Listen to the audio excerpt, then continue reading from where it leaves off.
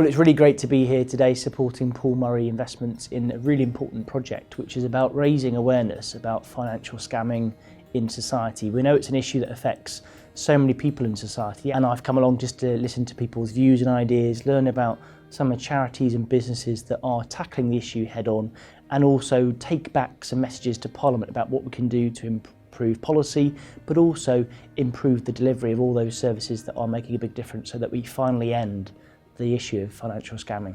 It can be mail fraud, telephone fraud, internet fraud, financial fraud, investment fraud. It's a huge, huge area.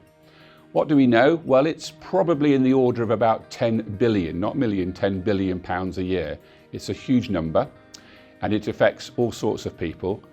But we do know specifically from our research that the key target that criminals target, or the key type of people that criminals target, are elderly people, and particularly elderly people living alone and those in the early stages of cognitive decline, so Alzheimer's, things like this.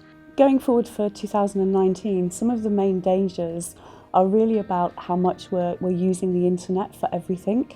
So older people are being left behind.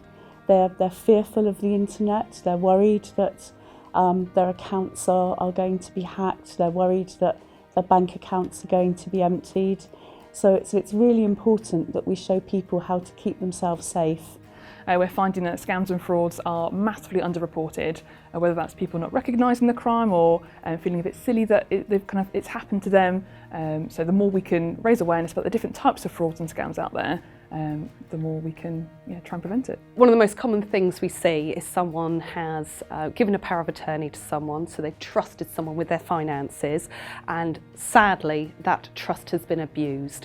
We see a number of people who have become victim of scams.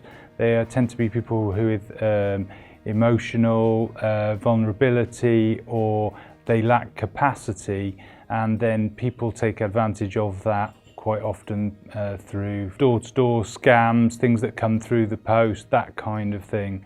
So I think we need to keep on banging the drum, making sure that people are aware of some of the issues and what we can do collectively to make a difference. And for those that are making that effort in Portsmouth, know that they've got my full support in making it happen.